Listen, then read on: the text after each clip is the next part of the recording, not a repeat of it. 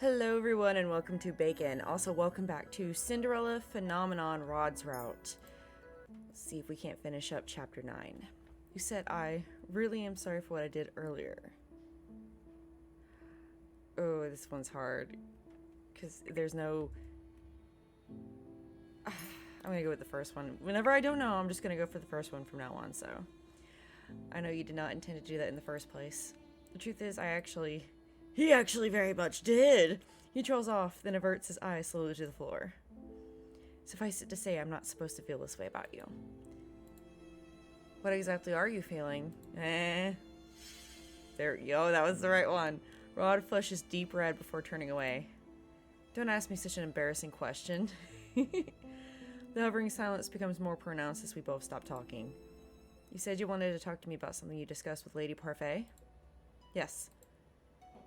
I meant to tell you that Delora will be here tomorrow to investigate. Now that we know Sir Alcester is not the witch, we have to start our investigations over. Actually, about that, I know who the witch is. You do? It's Sir Mithros. He is the real witch. Sir Mithros? So when Sir Alcester was throwing around accusations last night, they were true. Dun dun dun! Sir Mithros is also already aware that Delora has been investigating the palace. We need to warn her. Then I will send Lady Parfait a quick message. We need to keep up our guard around him too, especially you. I'm sure he already knows that you're the crown princess. I nod in response. For now, we should wait for Delora to show up tomorrow.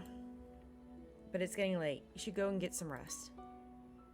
I'm surprised that they're not assuming that Varg also... Well, no, they already said that he needs to be watched carefully, so never mind. The moment he says the words, I realize he's correct. My eyelids are heavy. You're right. I think I shall take my leave. I'm about to leave when Rod suddenly grabs my hand. I turn to face him. Lucette, this is the first time I've heard him say my name so warmly. I just want to... I can almost hear my heartbeat ringing in my ears as I stare at him with anticipation, but Rod says nothing else. Rod eventually releases my hand with a shake of his head. It's nothing. I cannot help but feel dejected. Ah! Good night, Lucette. Good night, Rod. So close! Moments after Rod closes the door, I hear a familiar voice whispering in my ear. Ah, I see. Mithros! I jump back in surprise and stare at him with wide eyes. Sir Mithros is leaning casually against one of the pedestals. So that is where the prince disappears to every now and then. I had no reason to care before, but now I see it. If my guess is correct, he is also in league with the Lucis Bearer. When I do not answer, Sir Mithros smiles and shrugs. Well, it does not matter. I glance around us and notice the green shield from earlier. Uh-oh. Once again, no one will hear this conversation. Now that the prince has confirmed your doubts, what will your next course of action be? You want to help him break his curse, yes? Rod may have given up on breaking his curse, but I refuse to do nothing. From the way Sir Mithros is taunting me, he must know some other way to break the curse. Rod will not be happy about this, but I need to use whatever means necessary to save him. Do you know how to break his curse, Sir Mithros? Ah, I will assume that you have not read the full fairy tale if you do not know. Yes, princess, I know. Tell me. Mithros cocks an eyebrow and waves a finger at me. Don't you be waving your freaking fingers at me. Do you not realize by now how witches work, princess? I propose a deal. I will help you, but you must help me with something in return. Help you? If you're planning on betraying the king. I have no plans of taking the crown or harming any members of the royal family. What? Then what is it that you would want from me? I prefer keeping you in suspense. I do enjoy surprises. Never agree to a deal where the other person isn't telling you what they're getting out of it, people. Never, ever, ever. I don't care how desperate you are. You will find out the day after tomorrow. That is your 18th birthday. I look at him perplexed. Why does it have to be on my birthday? Don't worry, Your Highness. What I request from you will also make for a pleasant gift. What do you say? I bite my lower lip as I consider. I am worried about Sir Mithros' request, but I no longer have time. Feorica's marriage is tomorrow, and Sir Mithros has the upper hand. I understand. Good. Now remember, dear Lucette, witches are bound to their oaths. In order for the prince to regain his voice in life, something must be taken by force, just like in the fairy tale. What does he mean by that? Tell me what I must do. And here's the other thing. He's already indicated that if you read the fairy tale, you'll know what he's talking about. I would have been like, I'm going to have to think about this later, then I need to research more of this, etc., etc. Or I actually would have never agreed to it in the first place, personally, but if I was considering it, I'd at least want to read the fairy tale to see what my other options were. In fact, why didn't she read the fairy tale to its completion already? She has the ability. She knows that Emmeline has the books, at least, so she should have been able to access that, read the entire thing, and then know what was going on. I don't understand why she never did that to begin with, to be honest. Well, I understand why she didn't do it to begin with at the very beginning, but, I mean, since discovering what was going on, genuinely wanting to help, and then asking Emmeline about the fairy tale. She had a lot of time to do her own research. Oh, I did forget to mention this, but it is not you who must act, but the prince. What? If Rod could help himself, he already would have done so. Please trust me, princess. You will have my aid, and I will make sure the prince's curse is broken. Oh, he's talking about Stabbity. He is, Ursula! He's gonna provide the knife. Go ahead and save. Alright, and that was my last empty slot, so I'm gonna have to go back to number 1 and start saving over the prologue. Today is Viorica's wedding day, and also the day Rod is destined to die. Sir Mithras explained his plan briefly last night. He told me that he would have a valuable item delivered to Rod that he would need to use to break his curse. He further explained that it was something that he would need to use after the wedding. I tried to question him further, but he disappeared before I could, saying that he needed to start his preparations. It's a knife. He's gonna make... Oh, gosh. I do not completely trust him, as you shouldn't. Then I'm running out of time and have no choice right now. You had so many choices, girl. This is so dumb. This kind of goes to her character, though, if you think about it, because she is kind of this dumb sometimes. And I don't know why. She's supposed to be, like, good at everything royal, and she's proven she can be really smart. But she's also proven she can be really dumb. Oh, this is so dumb. Oh, girl, what have you done? The royal family has left the palace to attend Viorica's wedding. It is unusual for the king to attend another noble's wedding, but Viorica is an exception given that she is one of Rod and Emmeline's best friends. Despite Sir Mithras' reassurance, I am still restless. Sir Mithras told me that everything would be alright, that Rod would not die instantly the moment Viorica got married. But why must his involvement be reserved for a time after the wedding? Why does he not act now? Someone looks like they're in a bad mood. Delora? Not now. Delora suddenly stands before me, smirking. Her appearance shocks me so badly I nearly drop the dishes in my hands.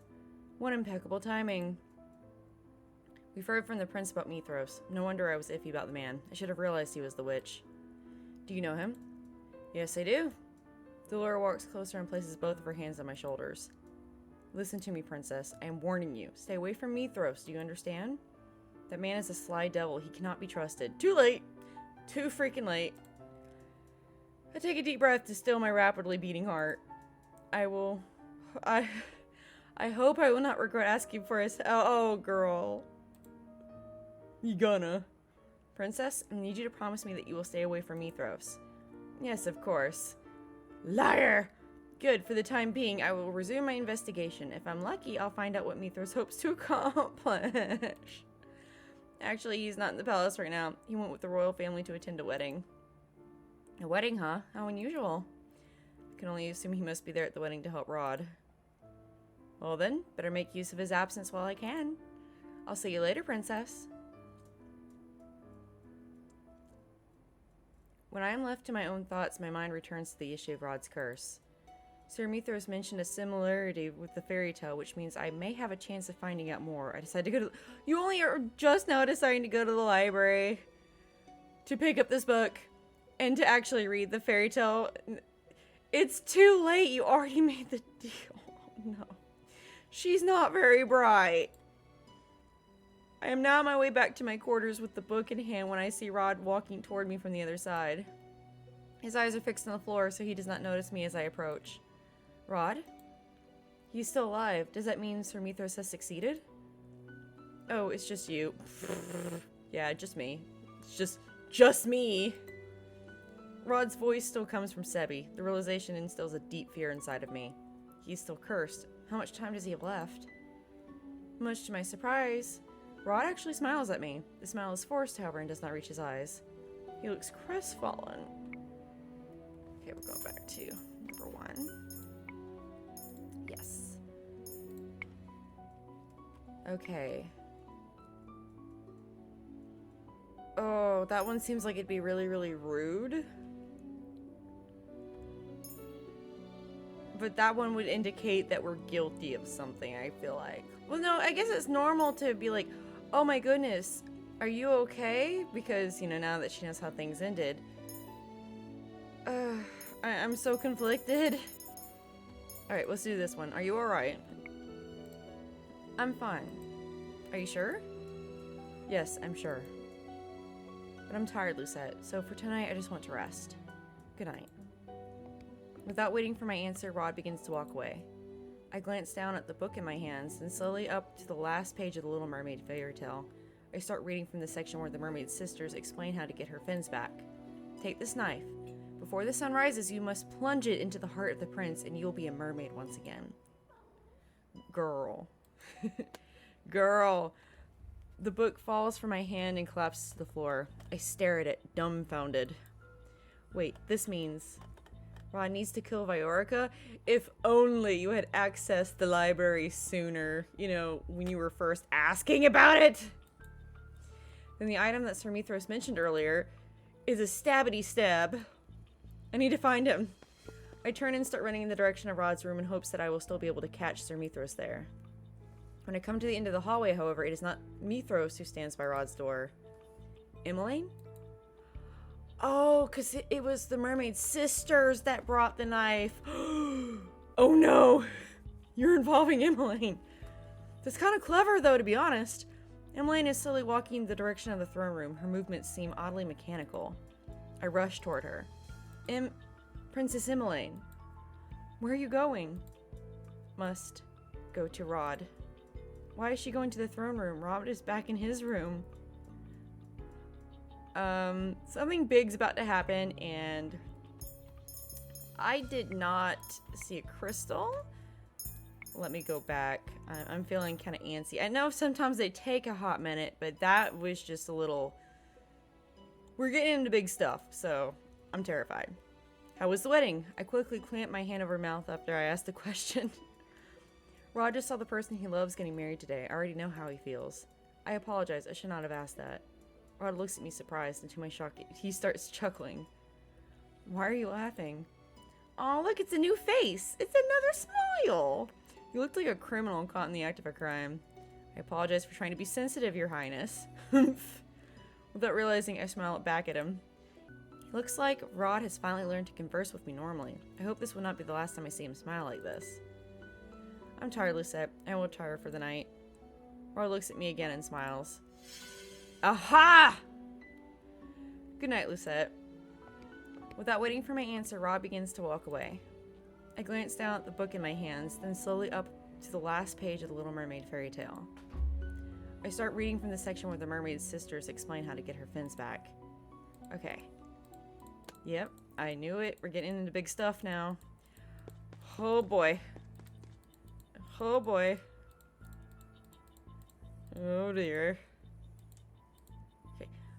My eyes catch on something shining in Emmeline's hand. Oh boy. My heart nearly stops when I see that it is a knife. Emmeline, what are you... If he kills his beloved with this blade, his curse will break and he won't die. It is as if she is in a trance. Is this Sir Mithras' doing? Is she under one of his spells? Emmeline, snap out of it. Emmeline starts walking again, ignoring me. When I try to approach her again, thinking to steal away the knife, a shadow suddenly comes to stand between us. Varg looms in front of me, smirking. Varg! Where'd you come from? The Chaos Realm. Let me through, Varg. No can do, princess. Don't you want to save the prince? Listen, goth boyfriend. I look at Emmeline, who has not even turned to glance at us. I glare at Varg, who is still standing in my way, grinning. Step aside, goth boyfriend. Ah, feisty. You're a far more interesting princess than your stepsister. I tried to sidestep, but Varg follows my motions. I try again and again, but he just thwarts my progress. He holds his hands up in the air, eyebrows raised. Tell me, what would you do if I did let you go? Would you stop him from killing the girl?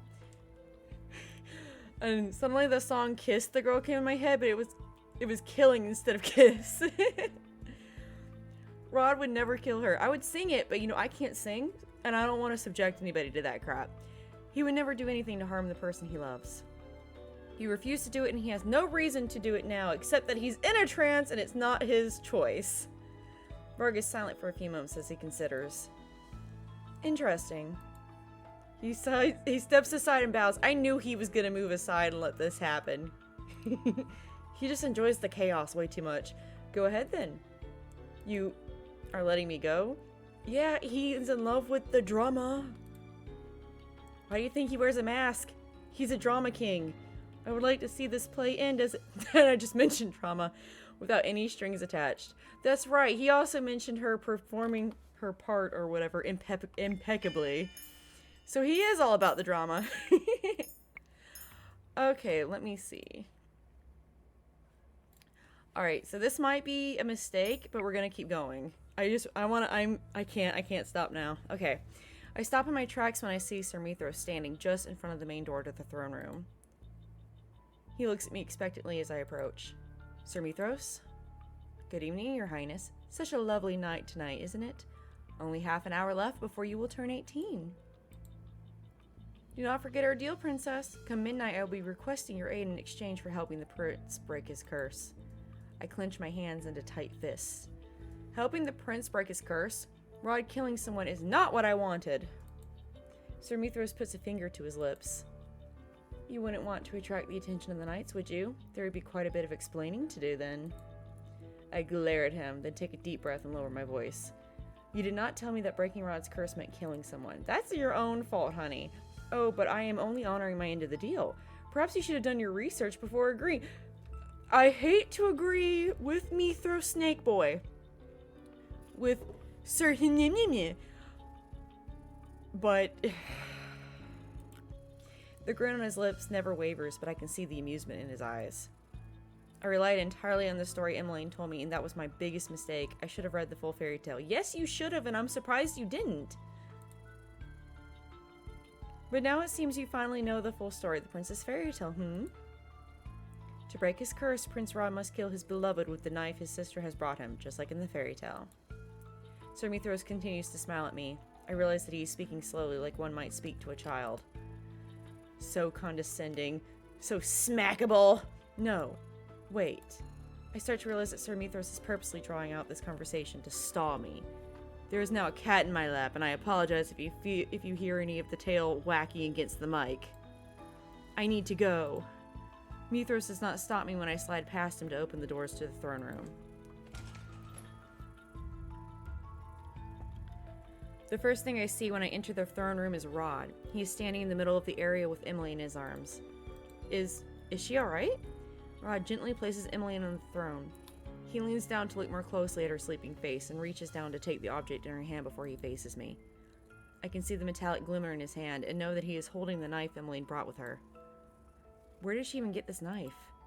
He pauses to stare at it, then suddenly, eyes widening at some sight in another part of the room. I follow. He pauses to stare at it, then turns suddenly, eyes widening at some sight in another part of the room. I follow his gaze to the corner of the room where Viorica floats in midair. Her eyes are closed and her hands clasped as if she isn't just sleeping. Viorica? But how? Such a pleasant surprise, isn't it? Sir Mithros walks into the room with his hands clasped behind his back. You. Good evening, Your Highness. Is this your doing? Sir Mithros just smiles at him pleasantly. Rod only glares back at him. Guards. Sir Mithros clicks his tongue and chuckles. My apologies, Your Highness, but no one will be able to hear you no matter how loud you shout. Not even your witch friend will hear anything through my magic. He knows Delora is here. I glance around the room and notice that Sir Mithros has created his silent green barrier. This is the same magic he used yesterday, and the time before that. Now let us get back to the matter at hand. You are running out of time, Prince Rod. It would be a shame to see you perish here after the princess went through the trouble of asking me to save your life. Lucette, what is he talking about? The princess didn't want you to die, so she asked me to help break your curse. Sir Mithras spreads his arms, gesturing toward Emmeline and Viorica. And so I have been kind enough to set the stage and gather its actors for what I hope to be a wonderful finale. I can't help but wonder how this fairy tale will end. Why would you do this, Lucette? I did not know it meant killing Viorica, I swear. This is why I came here, to stop you. I told you so many times that there was nothing you could do to help me, but we know otherwise, Parfait! And yet you still refuse to listen to me. Because I refuse to let you die. Can you not see that you are important to me, Rod? Finally! Oh my, what a scandal. Shut up, mole boy. Lucette. Or is that a freckle? Either way. I turned to Sir Mithras and stared daggers at him. I asked you to help Rod. Why did you have to involve Emmeline in this? It was a necessary requirement that the princess be the one to give him the knife, Your Highness. It was, after all, the mermaid's sister that brought her the knife to kill her beloved. So that's how she knew about all of this. She came here crying and begging me to break my curse because she didn't want me to die. I almost wanted to do it. But I could never kill someone. That is why I will always refuse to break my curse, even if I really want to live. Aww. Perhaps I miscalculated. Oh well, this can be remedied. Sir Mithras waves his hand. His fingers begin to glow subtly with magic. You give green a bad name. What are you... Uh-oh. Rod, uh-oh. If Aunt Green glows... Oh no. What are you doing to him? What I should have done to begin with. The witch who cursed him said that he must do this of his own accord, but seeing as he refuses, I'm going to have to bend the rules slightly. Cheater. Rod stands abruptly and begins walking towards Viorica. The knife in his hand glistens beneath the patches of scattered moonlight in the room. Princess, he's going to kill Viorica. I know, Sabby! Stop this, Sir Mithras! Where's Delora when we need her? I run toward Rod and wrap my arms around his waist in an attempt to stop him, but whether through magic or his own strength, he continues onward. I end up being dragged behind him. I just imagine this. And it shouldn't be funny, but it's kind of funny. Rod, snap out of it. Rod, I must kill her. His gaze is so glassy and his words so mechanical that he sounds nothing like himself. No. Mithras, stop this. I'm ending our deal. My apologies, Your Highness, but not even I can dispel my magic once it has been casted. They did say that a few times that once a witch casts a spell, it cannot be undone even by the caster, so that makes sense, I guess. It will only fade of its own volition once what needs to be done has transpired. That, or perhaps in the most unlikely circumstances, the prince will simply shake the spell himself. Though Mithras' words are apologetic, his expression is anything but. In fact, he looks amused by it all. Not so fast! Hello, Delora. A crimson ball of light rushes towards Mithras. He waves his hand through the air and is barely able to conjure a shield to protect himself from Delora's magic. Delora!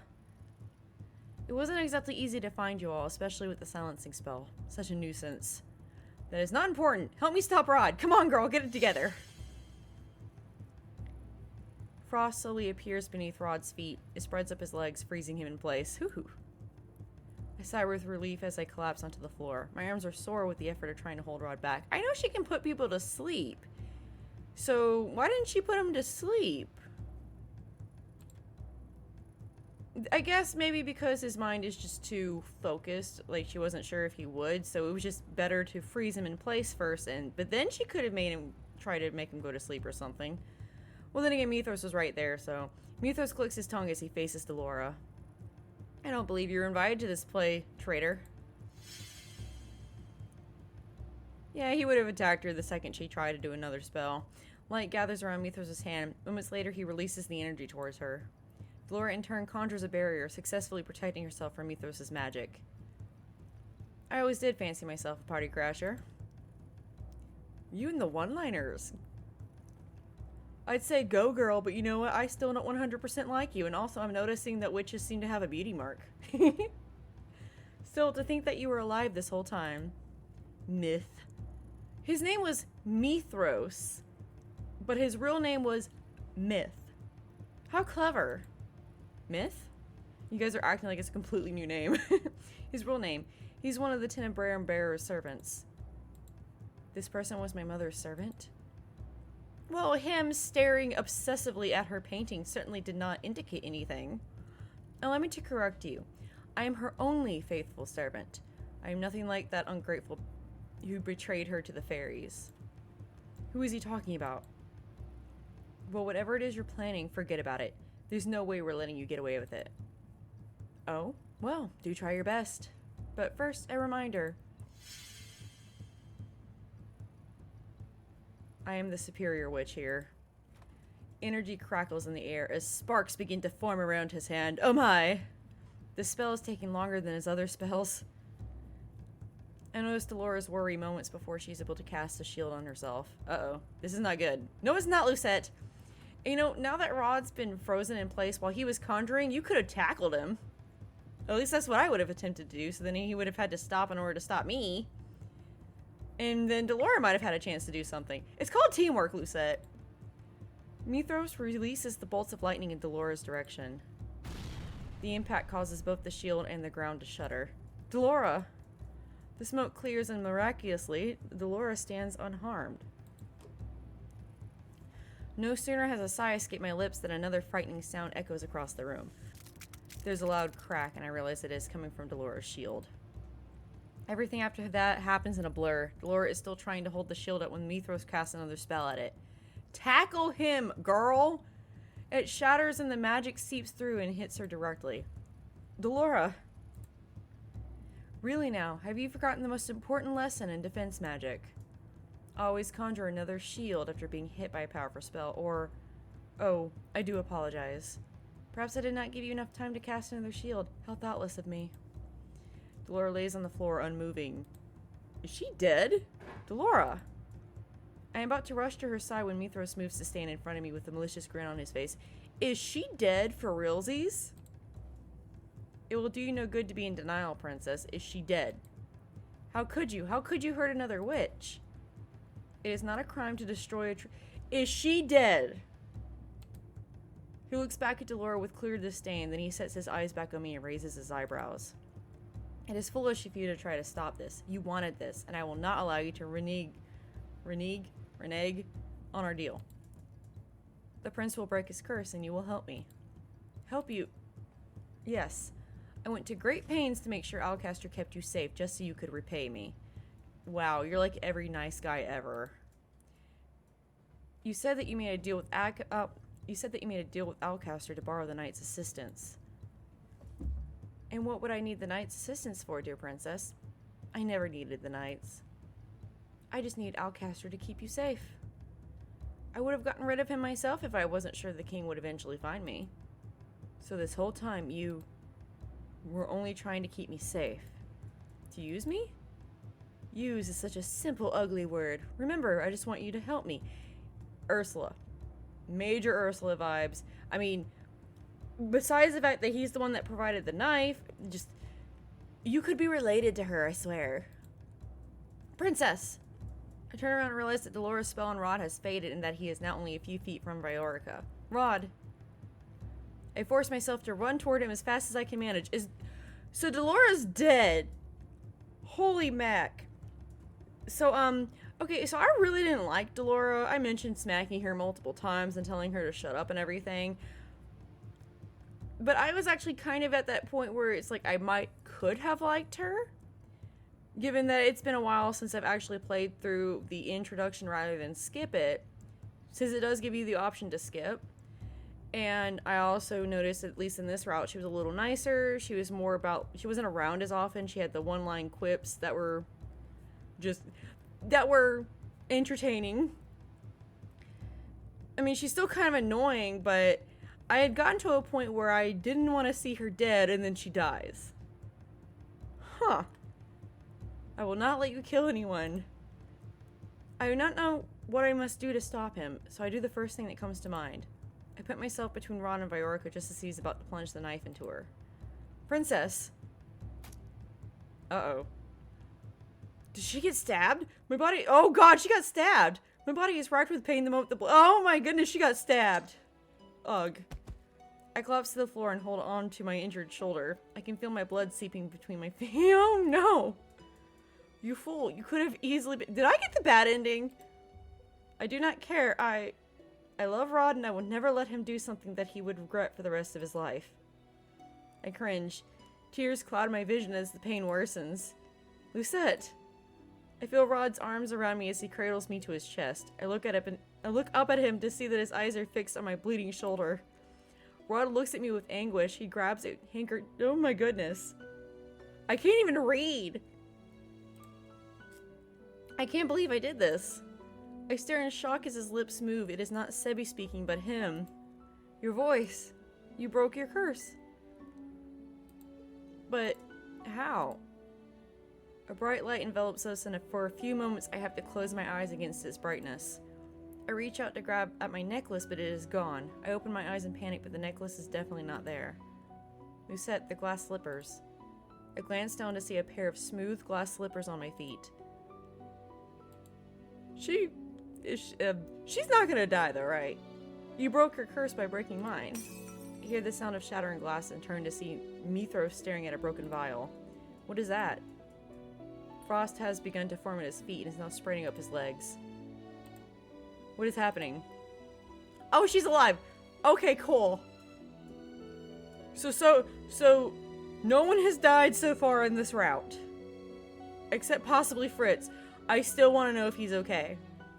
Always have a backup, as they say. Seems like you're the one who forgot the basics of combat. Never turn your back on an opponent unless you're sure that they're dead. Your bloated ego does wonders in turning the tide of battle. Delora is now back on her feet and walking toward Mithros. She dusts off her dress as she moves. Delora is unharmed? But how? Did you really think I'd forget to conjure another shield? The frost has now made its way up to Mithros' neck. Oh, she killing him? Inconceivable! A lowly witch like you could never cast this powerful a spell. Delora gestures at the glass shards on the floor. That's where Parfai's new special potion comes in handy. It makes my magic more powerful. The second most basic lesson is to never underestimate your opponent. Looks like you were a terrible pupil. Mithros opens his mouth to speak, or perhaps to scream, but by the time he opens his mouth, the frost has completely devoured him, leaving him nothing but an icy— Oh yeah, she straight up killed him. Delora, Lucette is— Has her bleeding stopped? I think so. I cannot make out what they say after that. My world starts spinning and everything starts to blur, so I close my eyes.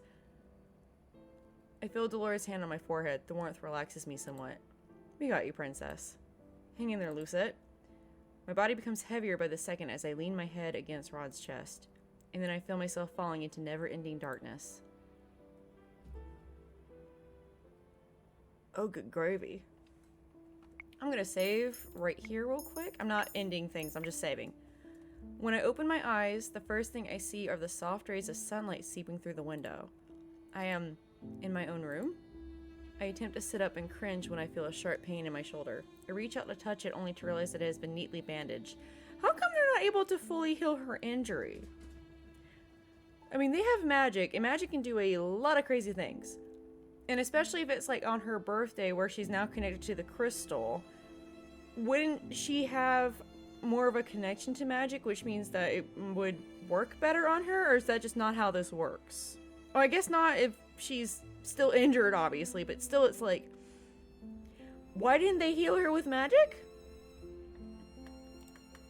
Despite the injury, my body feels oddly light, stronger than it even was before. Yeah, because now she's connected to the crystal, so she's even stronger than she was before, so why couldn't her injury have been healed properly? I remember, then again, they didn't heal her injuries before when she was taken off the streets. Like, they left her feet and everything to just be hurt. But I thought that was part of them punishing her. So are they really just not able to heal injuries? I remember, I placed myself in front of Iorica to stop Rod from hurting her. But where did this energy come from? The door opens and Emmeline walks in with a tray of food in her hands. She stops when she realizes that I am staring at her and nearly drops the tray in her rush to stand beside me. Lucette, you're finally awake. I was so worried about you. I'm so sorry. This was all my fault. What are you talking about? It was mine, not yours. I remember bringing the knife to Rod, but I can't remember much of what happened before or after that. Just that when I woke up in the throne room, I saw that you were bleeding in Rod's arms. I thought you were going to... The rest of Emmeline's words break to pieces as she begins to cry. I'm so sorry for forgetting about you. I made you work too hard while you were my personal maid, and... I shake my head with a sigh. It was not your fault. I was cursed, Emmeline. But I look at her tear-stained face. She was not at fault, yet here she is crying. She really is a good person. I spread my arms. Lucette? I turn away, suddenly embarrassed. You looked like you needed a hug. Aww. Emmeline stares at me for a few moments. I'm about to reconsider when I suddenly feel her arms around me. I am so happy. Aww. Sister moment. I hug her back and stroke her hair. I cannot help but smile at the warmth that spreads in my chest. Thank you. Emmeline pulls back, her face full of concern. What will happen to you and Rod now? I saw how close the two of you got. And I saw how Rod looked at you last night. Wait, last night? So today is my birthday and the day I become the bearer. Is that the reason I feel so strangely energized? Oh! Emmeline walks up to one of my doll shelves and picks up the doll she had placed there months ago. Happy birthday! I meant to give this to you earlier as a surprise before you were cursed. Anyway, I know it's not as pretty as the other dolls from your collection, but I hope that you like it. It is beautiful. Thank you. It was the creepiest doll she's ever owned. I'd like it. I take the doll in my arms as a knock sounds on the door. Come in. The door opens and Rod steps inside. His eyes widen when he sees Emmeline. Em? Oh, I was just about to leave. Emmeline slides off my bed and heads for the door, but before she closes it, she turns to us once again. I know how complicated this will be for the both of you, but I want you to know that I will support you. So my lips are sealed. Emmeline winks before finally closing the door behind her. She ships it! There is an awkward silence in the room before Rod approaches me and sits on the edge of the bed. How are you feeling? It still hurts, but I will be fine. What's wrong? I'm just not used to hearing your voice from your own lips. Oh, but I see that you still have Sebi with you. I've grown too fond of him to completely set him aside. He's helped me through a lot. Bummer, I can't read his thoughts anymore. Sebi? There was never any need for you to do that in the first place. Is that so? Rod shakes his head and sighs silently. So what happened last night? How is it that you were able to break your curse? You did not kill Viorica. In the original fairy tale, the Little Mermaid could retain her humanity only if the prince loved her back. Though it never happens in the fairy tale, it is still an element of her curse. But still, because the prince never fell in love with her, the only way for the mermaid to live was to kill him. I fell in love with you unknowingly. Oh, yeah, unknowingly, quote unquote. When you told me you loved me as well last night, that broke my curse. I feel my cheeks turn warm. Rod coughs, his own cheeks flushed. So there you have it. The Little Mermaid never had a fairy tale ending, but I did. I never had to kill Viorica. But because my curse started with Viorica, I assumed it had to end with her too. It turns out the person I loved just needed to love me back. I was mistaken. It never needed to be Viorica. I see. We stare at each other for a few moments. The awkward silence returning. I change the subject as quickly as I can. What became of Sir Mithros? The lawyer brought him back to Lady Parfait. She's the one who will properly punish him. Okay, so she didn't kill him. He was just sealed up. Okay, cool. And what of Viorica? The lawyer returned her to her home yesterday. She does not remember anything that happened. Everything is back to how it was then? You're back to me, my stepbrother? I cannot help but feel crestfallen at this truth. Blood binds, but so do sibling bonds. Ron and I can never have what either of us want.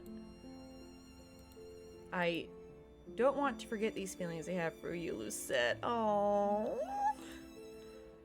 If I had never made that deal with the witch, then maybe we might have actually been able to be together. But had you not been cursed, our paths never would have crossed. I reach for Rod's hand. He laces his fingers through mine with a small smile. Love you, Rod. I love you too.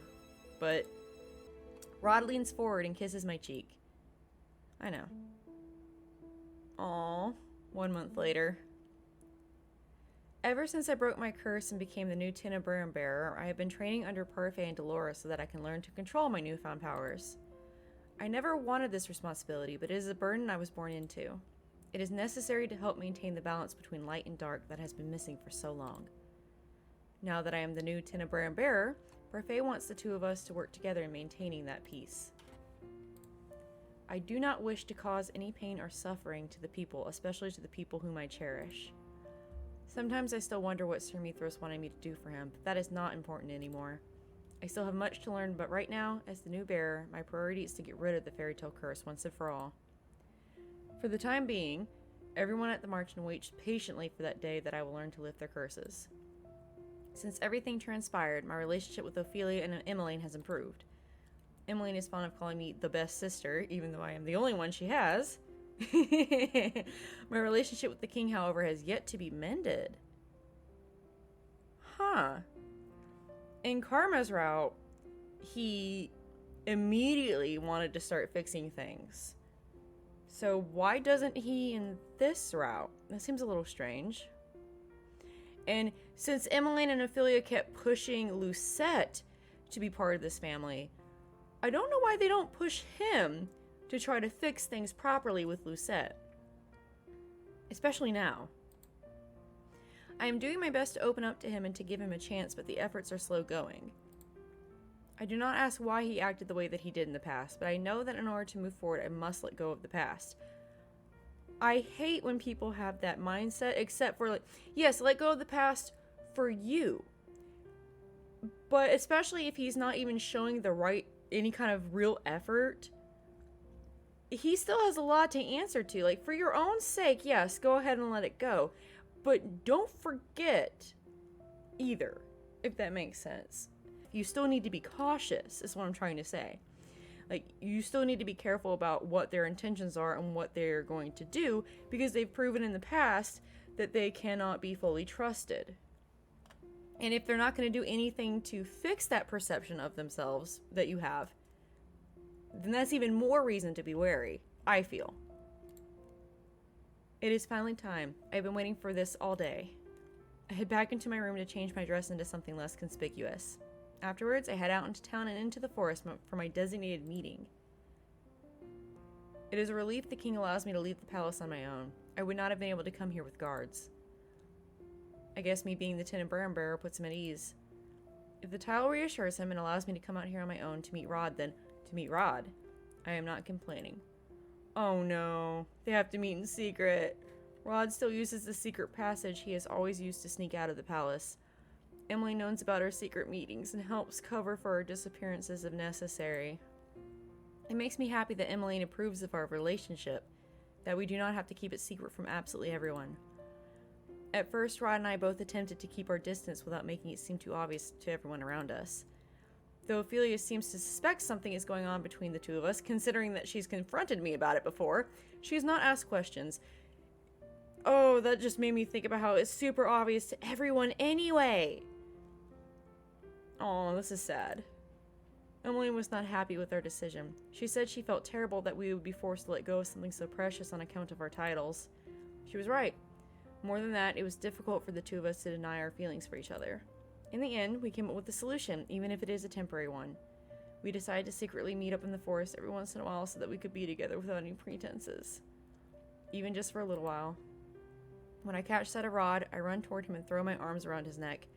I feel Rod snuggle his face into the crook of my neck. May I have this dance? Aww.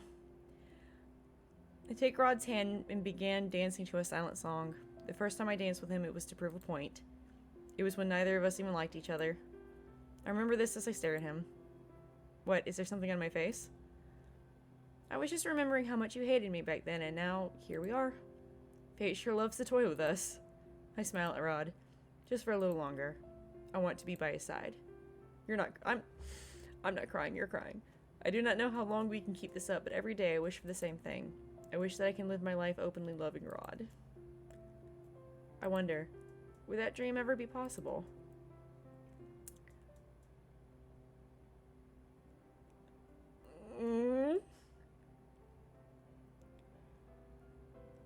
I'm not crying, you're crying. Okay, I admit I'm tearing up just the ittiest bittiest bit, because I'm such an emotional baby sometimes, and bittersweet stuff like that just... Aw. That's really sad.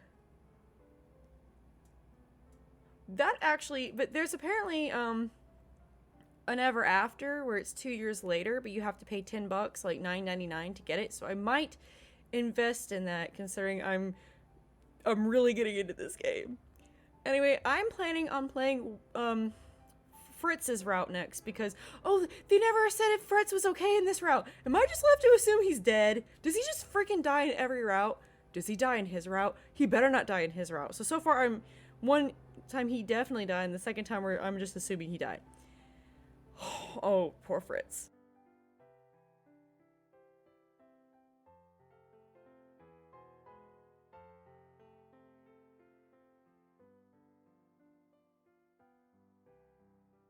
I'm excited. Alright, so tomorrow I start Fritz's route. Thank you guys so much for joining me. I am Bacon, and this so far has been Cinderella Phenomenon. We just finished Rod's route. If you like the video, feel free to like the video. If you like me, feel free to like, subscribe, comment, all that lovely stuff. And I will see you guys next time. Bye-bye!